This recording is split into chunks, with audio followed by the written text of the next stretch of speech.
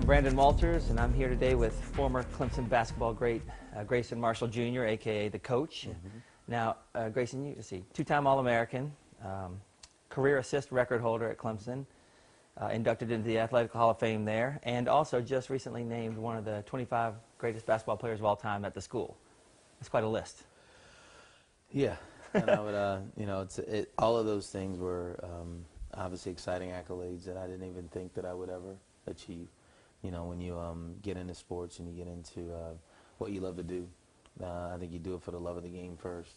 But all the things that seem to happen when you commit yourself to becoming successful, they seem to take a life of their own. And the things that I was able to do at Clemson, I'm extremely proud of today.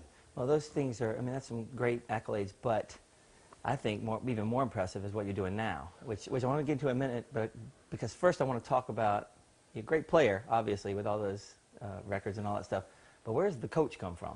When I moved to Jacksonville, I ended up getting involved in youth sports, and I got involved at a local ministry there, the Potter's House Christian Fellowship, and I was asked to kind of start the youth program there. And we started with an outdoor facility called the Blacktop, which was a diversion program, kind of getting kids off the street, midnight basketball that we took with the same like a Rucker Park up in Jersey. And we had all the great players coming in at night, playing in the evening. And out of that built a youth basketball program that's still thriving today.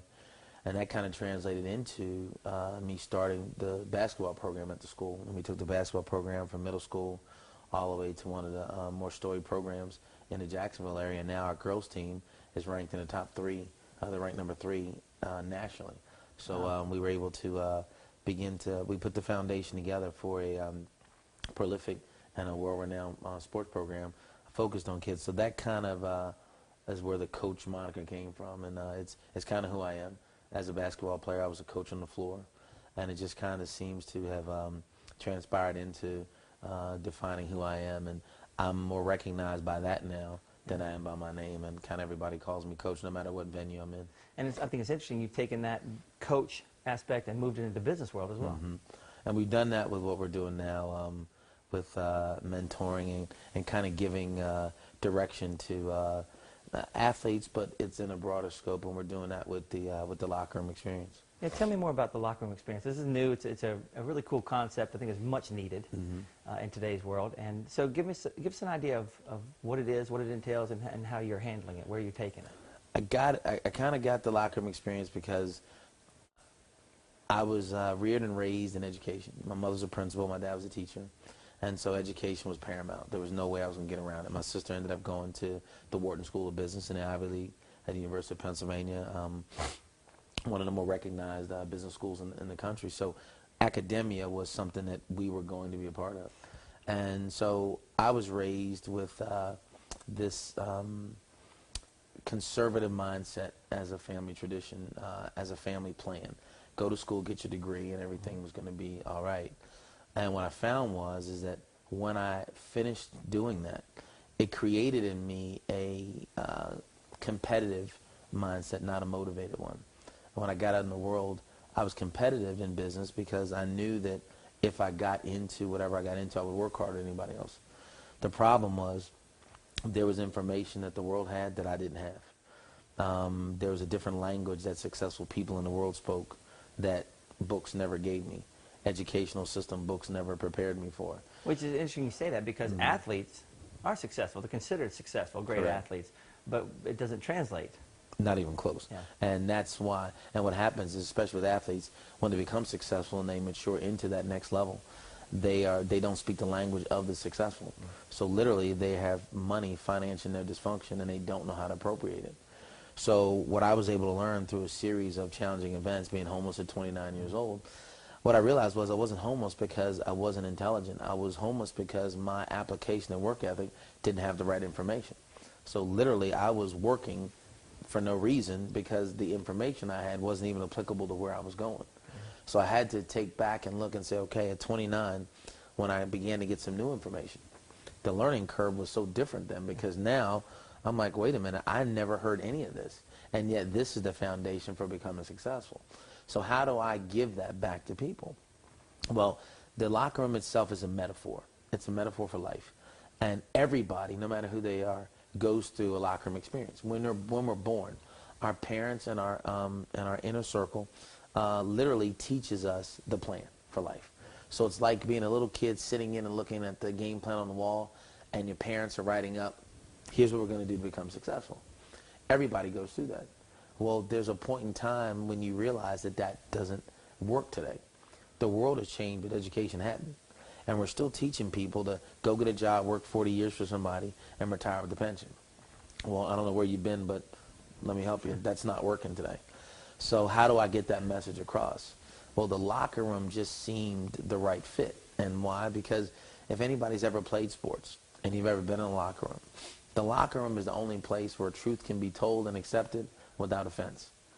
The coach can come in, turn a table over, he can throw a cooler, he can do whatever he wants to do, but nobody in there takes offense. They believe at that moment that the information is being given to them is for their benefit, their purpose, and it's your job to take it and use it in the second half. So the locker room experience is about you coming in and getting this information for the second half of your life. And I call the locker room because as a coach, I'm going to give it to you how you need You it. turn over some tables? Exactly. Not how you want, but I'm going to turn over the tables if you're thinking. Yeah, no, I got you. I'm going to destroy all those and break all that down so that you now can go back in the second half of your life and apply all this. And there's a lot that has to be applied. So we deal with financial education. We deal with health and wellness. We deal with personal development. And we deal with the act itself of transition. So what I want people to be able to do in the locker room experience is come in and hear the truth. Bottom line, come in and hear it, but I'm going to give it to you the way that you need to get it, where it won't be offensive because we're in the locker room. Anything, and anybody's ever been in sports, the locker room is kind of sacred. So what goes on in there, goes on in there. And so that's what we want to bring. So we're bringing it to middle schools, high schools, colleges, and post-grad. And it is it's a seminar-based, experiential, transitional time that is set, Brandon, to not make them dependent on me. It's to inspire them to be better than they are. There's a lot of seminars, personal effectiveness and growth things do that. You go to one, and it's like, oh, and then you need to come to the next 5. Exactly. If you really want to get there, you know. Exactly. And what happens is now you become stacked on that person and that person's information. I just know for a fact that true leaders interfere in the lives of other people to get them where they say they want to go. As a coach, if I have a player, he only plays for me for a certain amount of years. And then he's gone. That's the kind of effect I want to have. I don't want you addicted to my tape series, my book series. I don't want you addicted to my seminars.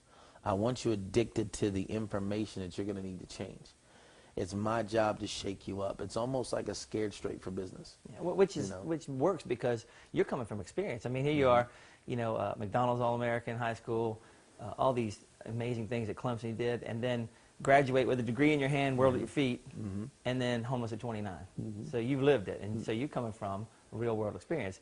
And it's going on right now in the world. I mean, you look at some of these, it doesn't matter that you're just trying to, I'm going to go out and work for somebody. There's some people who, Mark Brunell is a great example. I mean, there's some NFL guys, some NBA guys have gone out and done amazing, had great success, made a lot of money, and now are broke. And it's a great example of what's going on right now. But it's not just money.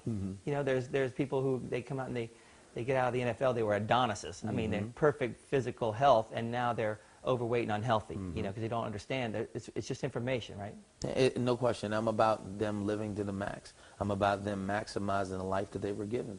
And the problem is that they just weren't given the right information. They were tailored. They were coddled. They were treated with kid gloves. And now, once you served your purpose, you're finished. I was, and again, this isn't any disparaging remark about anybody, but to have my, and I understand the business, but I was the first recruit at Clemson of a new coach. I played 4 years. I was the first Clemson player to go postseason 4 years in a row. I graduated in 4 years. I graduated on time. I had every record you could name when I was there. I haven't heard from my coach since the day I walked out the door. And I'm not mad at it in any way, but I'm saying that I understand the business, and the thing I want to share with these guys is that they need to put their faith in the information. They need to put their faith in what they really need to know to get to the next level. And most people can't share it with them. Coaches can't, parents can't, because they're only dealing with what they were raised with. I don't knock my parents or anybody in my life, because they gave me what they could give me. Yeah. But your financial education usually comes from your parents. Yeah. And the reality of it is that what they know, they give you. When I was in school, when I was growing up, and Clemson was a great example. When I was growing up, I considered myself learned. And in my home, the reading materials were Jet, Ebony, Yeah. Sports Illustrated. Very limited. In other homes, it was Fortune, Newsweek, Right. the Wall Street Journal. There were two different languages. So based on what I had informationally, I was learned. Yeah. When I got out in the world, I realized that that was a small microcosm of the necessary information to become successful. I was intelligent. I was articulate. I had probably the pedigree of anybody you could say, man, he's got it. I was missing it. So if someone who had a background in education that was harped into and hammered into walked out into this world and found themselves in a challenging position, what about the folks that didn't have that upbringing? And when you look at the majority of athletes, they usually come from disenfranchised places, broken homes, and so you know the foundational structures in there. So if you take someone who had a mother and a father there and a great protective inner circle and that foundational structure, and I was challenged, what about all the guys that don't even have that advantage from day one? So my give back, and every record I broke is for assist, my give back is this. So I've been able to go through, experience all of this, survive it, be profound enough to understand how to articulate it, give it back so that folks can understand it. And they can make a little adjustments and tweaks like you would do at halftime to go back out and be successful in the second half of the game and the second half of your life. So what does it look like? It's a seminar-based program, but finance, health, give us a little of what we would experience in that. It's neat and it's tailor-made. And it has a lot to do with me giving them exercises about how easy it is to change the mind, how long it takes for me to switch the way of thinking. And what I take them through is, here's where you are. Here's how you got here. Because you can't move forward if you don't know what the problem was when you got here. And that's with any addiction. I think we become addicted to bad information. Yeah. Become addicted to negativity. Become addicted to just bad stuff. Why that motivates? Look at the world of reality TV. Oh, see, TV this in is general. Exactly. But this is reality. Yeah. And so if you want reality TV, I'm going to give you reality up in your face. Yeah. And so it goes through 2 hours, 4 hours, 6 hours, depending on the one that you're in. But I touch on different things that you can walk away from and actually impart into your life. So they're custom based on the audience. When I'm doing one in the spring for a girls' college up in Charlotte, North Carolina. And when I talked to their coach, she wanted me to, with a one aspect of personal development piece, to be about etiquette with the girls. Right. You know, so everyone's going to be different. So and I think that's what it needs to be. As a good coach, I couldn't coach you the same as this guy. Right. Because I may be able to get on you and motivate you, but I may have to pat him on the back and it work for him. So I think that's the same way with the collective piece and the collective group of people that I talk to. I really believe I've been given the gift to be able to understand the room as I'm speaking to it and directionally read their reaction to what I'm giving. We may end up on finances the whole time. Why? Because I believe that's what that room might need. And based on the pre-part of our programming, with that of the interview process before we go in, we'll find out exactly what they need from their group. We'll find out what they exactly want from what we do. And it should be about that. Good coaches adapt to their team. Right. They don't just bring a system in and make you fit into my system. Yeah. Good coaches will say, here's the end result. How do we make it work best for you? Right. And so what do you see? I mean, I can see this is where it's the beginning stages of it right here. This is where it starts. But what's the bigger picture in here? Where do you see it going? Because it could be that could be huge. And I believe it's going to be. Yeah. When I've shared the stage with Robert Kiyosaki and his the things that he's been taught. Rich Dad, Poor Dad. I believe that it'll be a brand that big. I believe it'll be a brand as big as Tony Robbins. I believe that we will grow to a place that Montel and some of the great talk show hosts have eclipsed. But it's going to come in a different vein because the sports world has its own never-ending group of people to talk to. We have a clothing line that is a motivational clothing line that believe will be bigger than No Fear, for those of folks who can remember No Fear. We have conceptual business opportunities that we want to present from restaurants to everything for people that come into the program. We talk about multiple ways of earning income. So we talk to them about franchising. We talk to them about multi-level marketing. We talk to them about a lot of things that people have given taboo titles to. Yeah. But the fact of the matter is that if you really look at them from business standpoints, they make more sense than anything. And they've made a lot of people very wealthy. Exactly. Yeah. And we talk to them about all of that. And so we find a place for them to fit in. We give them information and give them a way to apply that within what we do.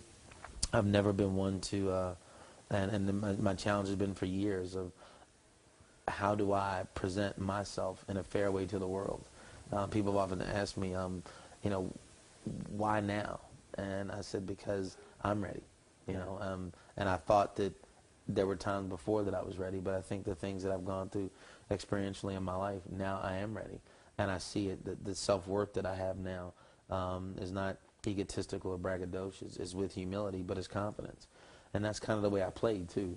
So I've kind of gotten to a place where I've been in the locker room for a long time, and I just got through my own experience and putting the whole thing together. But we're talking television shows, radio shows, the whole thing. Incorporating this message is going to shake the world. And do we know it's going to be challenging? Yeah, it's going to go against what a lot of people have believed for a lot of years. But I believe once we share the information, then they'll see it. Because I know that the world belongs to them that are willing to change their mind when the facts have been presented. And the more avenues, the more people you can reach. No doubt. So that sounds like you're trying to, as many avenues as I can hit. Exactly. To reach enough people. So we'll be kids, schools, we'll be churches, everywhere. See, here's what I know. If I can change your thoughts, I can change your beliefs. If I can change your beliefs, I can change your level of expectation. If I can change your level of expectation, I can change your attitude. If I can change your attitude, I can change your behavior. If I can change your behavior, I can change your performance. And if I can change your performance, I can change your life. But it all starts with the way you think. My favorite book says, as a man thinketh in his heart, so is he. We've got to be able to change and not conform to the things of the world, but be transformed by the renewing of our mind. So it is about that. And I believe that I've been given the ability to walk in a room, address folks, not be confrontational, be firm, be poignant, be on point, and have them connect easily, and have them say, wow, when it's done. I get that. Exactly. And now how does that work for me? I don't know, but I get that. Yeah, and that makes sense. Yeah. And that's what, once I can get that, then it's easy to move you to the next step. Yeah, you can't move a kid, especially a kid, without connect. You have to connect first before you can actually get their attention and really make them believe. And it's not about me trying to be hip. It's not about, you get but to the middle school and but people feel like I gotta relate, so let me dress like a middle schooler, let me dress like a high schooler. No, I'm me. There's no. Pull your pants up. Exactly. And the standard is going to be set, and I'm going to show you why that's not there. But again, I take them through how you got here. Yeah. I take them through how the education system brought you to this place. I take you through your own personal history, how you got here, because you can never go forward until you realize where you come from. And a lot of people don't know where they came from, and until you realize that, now I can see the pattern. I can see the pattern needs to be broken. And I can't break it, because if you could have fixed it, it would have been fixed by now.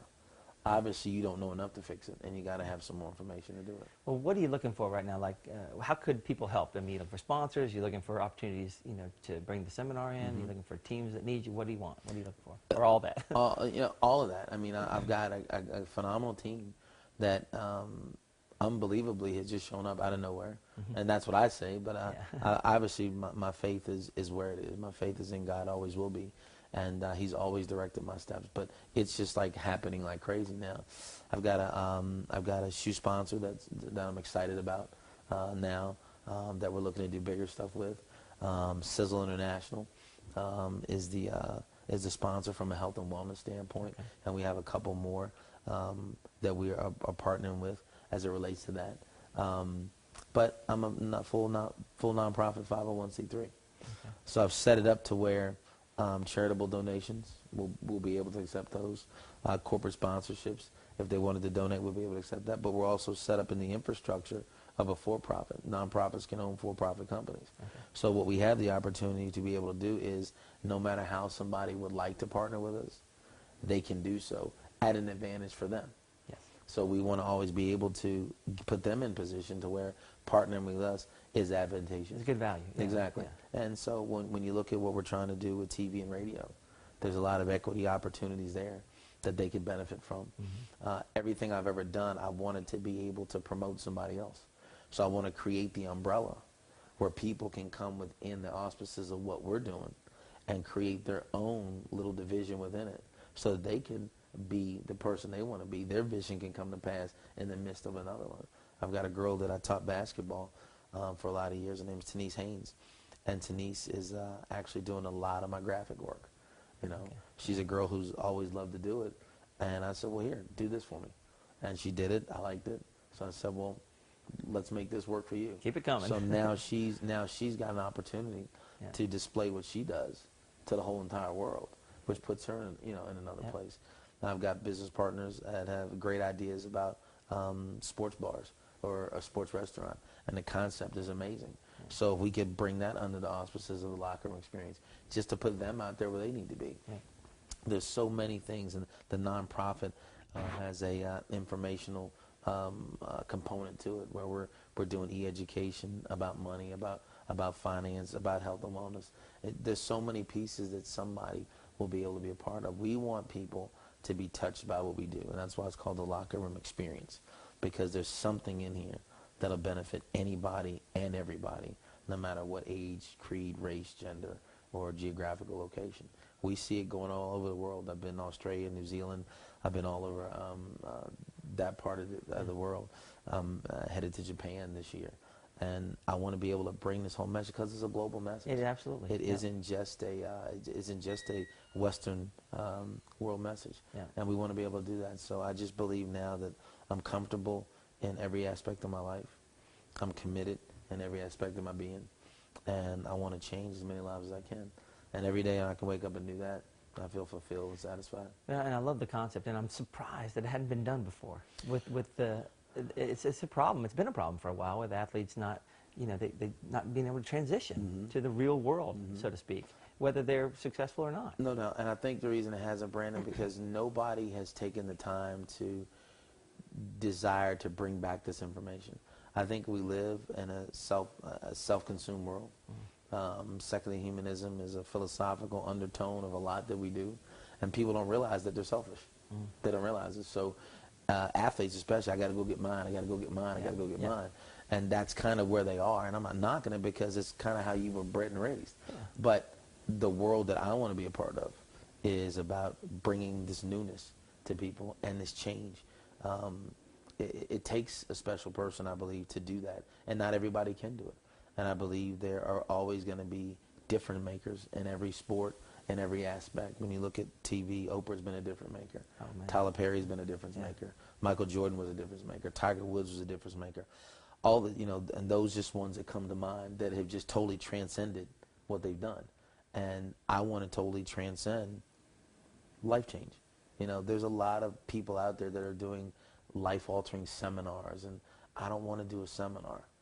I want to do a life change. You have an experience. Exactly, and that's what I want. And I don't knock anybody that's doing it because I've learned a lot from all of them. But I've taken a little bit from, I believe, everybody in that place. I've used my sports. I've used my desire to change people and my hunger for information that I can bring about a little bit, because it doesn't take that much to change a dynamic. It doesn't, literally, it doesn't take a lot to go from middle class to wealthy. Right. It doesn't take a lot. If you know where it is, you know how to get there. And the problem is most people don't know because they've relegated themselves to mediocrity, and they don't understand that that is what they were really conditioned to become. Even though they were told to dream, they were conditioned to become mediocre. And people say all the time, we need an education reform. We need to put more money in schools because the school system isn't working. Well, it is working. It's doing exactly what it was designed to do. That's right. It was designed to keep you all average, and because you don't know that, the problem is you think you've achieved, and don't get me wrong, I was the same way. You got your degree. Exactly. So I went through there, and I saw that. Does that mean you don't need a degree? No. It means that you need more education outside of that. Formal education is good. No, but you did it the way we were all taught. No question. Go to school and succeed in sports. Go ahead and get your degree, and then you go out and you get out of college. You expect the job, like, oh, the perfect job should be right here, and I'm just going to move right into it and just climb the ladder, blah blah blah. It doesn't work that way. Exactly. And not only that, the perfect job for the idea of my success. See, here's the deal. We look at affluence and opulence, and I think a lot of people like to have that stuff. People say, I don't want that. Yeah, you do. The reality is, you don't know how to get it. Yeah. But there's a segment of people, especially ex-athletes, who had always believed. And no matter what, they thought that they would live that life, whether they played ball or not, because the equivalent of not playing ball was my degree. So no matter what, I'm going to be there. Yeah. Yep. Hard lesson to learn, especially when you did not have a fallback plan. And I think that's the piece of the world that I really want to change, is that language. Plan B. Well, I had plan B. Yeah. No, you need options. And it's no different than taking a basketball player or football player. If a football play is designed to go off tackle, okay, if you go there and that, you got to go somewhere else. Got to be able to bounce it outside. You got to go somewhere else. Or if they change defenses, you don't block here now, you block here, because we got to do that. And I think if we didn't have options, or all we had was plan B, you go there, okay, there's still no hole there. Yeah. And I think we need options. So you have to be able to understand that. When I said basketball plays, here's the first option. Here's the second option. Here's the third option. Yeah. Here's the fourth option. Progression reads from a quarterback. Yeah. There's option 1, 2, 3, 4. Now, if they do this, this is now option 1, 2, 3, 4. Yeah. We get into a world where it's either here or there. And no, you need more options. When you talk about successful people, you're talking about 5 to 7 streams of income. Oh, yeah. And those are options. So when one dries up, I've still got 5 more that are taking care of me. And we were never taught that. And I think that if that was the education that we had, we'd be more successful. The one common denominator that we have in common that we all have to deal with is money. It's the one thing they don't teach you about in school. They don't at all. No. And what is the one thing that ruins half the people in the world? Is their misunderstanding of money. And it's the one thing that moves us individually and moves the planet. And so those are things that we bring to the table. We bring simple lessons that are straightforward. And we truthfully have never had anybody leave that hasn't been challenged about what we say. A lot of people won't change, but I'm not after the ones that won't. Yeah. I'm after the ones that will. Well, it's an awesome program. Sounds fantastic. You, Can't wait to see it in action. And how do we find out more? Go to thelockerroomexperience.org. Okay. Just like it sounds. Or 1-888-885-6619. So if you want to book book an event, yes. I have a phenomenal marketing director. Her name is Stephanie Sipe. And it was funny because when I really got this idea, I just posted on Facebook. And I said, I'm looking for somebody to help me do PR. And ironically, she answered me. And what's funny was she actually is a graduate of Clemson. Oh. She graduated the same year as I did. And literally knew me, and I never knew her. And she just, when I shared with her my heart about this opportunity, she said, I'm in. Yeah. No problem. And so actually today we're in Greenville because I'm headed over to the Clemson game this afternoon. And to meet with her and hang out some today with my son and my friends and family. And we get to hang out, so it's kind of, and that's why I got my, Clemson stuff on today. Yeah, because this is kind of where all this kind of came from. Mm-hmm. This is where was probably the locker room experience, and I didn't know it. Yeah. And now that I do know it, it's I'm forever grateful to Clemson for everything that I was able to achieve there, but for the backdrop that I had and that I have now, and then I can go change my life. And I said this a long time ago in '88. The experience I had at Clemson changed my life, and it still holds true today in 2011. The experience I had there ultimately changed my life. Well, you think about that back. Can you imagine knowing the information you know now back then, and what that would have done with your life? If you had somebody come into your locker room back at Clemson and teach you some of this stuff. Exactly. What a difference. But I look at my life and I say, it's a divine, providential plan of God that I didn't learn it then. Yeah. Because I may have not appreciated it. I may not have. I may not have believed it then. Yeah. It's more believable because I experienced it now. Yeah. And that's what I want to bring back, because I know that there'll be deaf ears because they're going to be just like I was. Yeah. And I was never ego or arrogant, but I kind of thought I had it together because I thought I was working the plan right. Right. But I'm still going to be able to do it because, some plant, some water, but God gives the increase. So I never know who's ready, but it's always my job to give so that when they are ready, they can reflect back on that. I heard that once. I heard that before, and now it's been reiterated, and now I'm ready to actually do it. Well, it's gonna be fantastic. So thanks for being with us. Appreciate it. We're looking forward to following you and see how it goes. And you guys go on and check it out, thelockerroomexperience.org. Get involved.